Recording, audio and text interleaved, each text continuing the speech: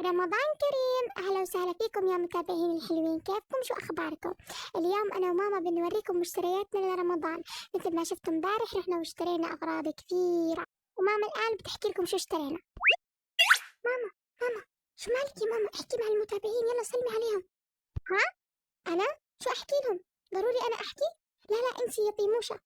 يا ماما احكي أي إشي يا ماما، عادي المتابعين بدهم يسمعوك. يا ماما احكي يا ماما. السلام عليكم يا متابعين اليوتيوب. مثل ما تشوفوا امبارح اشترينا مشتريات رمضان، واشتريت كل الأشياء اللي راح أحتاجها لرمضان عشان أطبخ وأسوي فطور وعزايم وبس. وهاي قناة طيموشة، تابعوها لأني حرام طيموشة تتعب. وأمس ما قدرت تصور لكم المشتريات لأنها روحت تعبانة من السوق وهيك، بس عادي. أدري إنكم تحبوها وبتحضروا اليوم أول يوم رمضان معانا. اليوم أول يوم رمضان وبوريكم شو اشترينا من زينة وفوانيس. ماما شو راح تسوي لنا اليوم فطور؟ منسف يا ماما. هاي منسف، هاي قاعدة أصور مقطع، ليش تقطعني يا غبي؟ يلي ما تستحي تسبي على أخوكي وأنا قاعدة. أخوكي الصغير هاد بدل ما تديري بالك عليه. صوري مقطعك لحالك. تعالي يا ماما يا حبيبي. يا عرام، لو أمسكوا هذا الفار. ماما راح تجهز الفطور عشان هيك راح أكمل المقطع لحالي.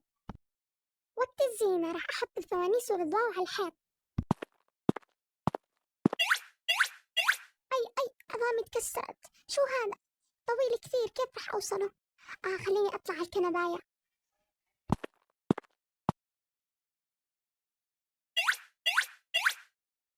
إيش ذا؟ ما أبعده كثير.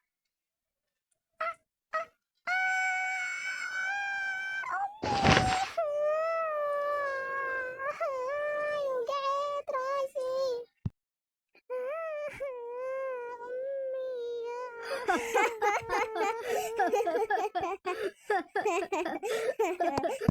شوفي، ليش الصوت زي هيك طالعة؟ ما تستحوا على حالكم، صوتكم واصل للجيران. اللي أسمع صوته والله لأقتله.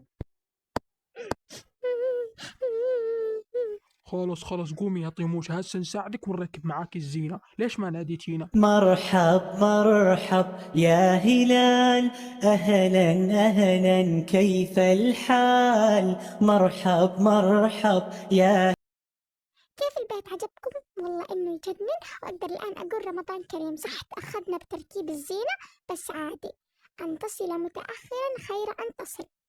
والآن بتكملوا معي المقطع الثاني، راح أوريكم فطور رمضان والحلو اللي راح أسويه معاكم وكثير أمور.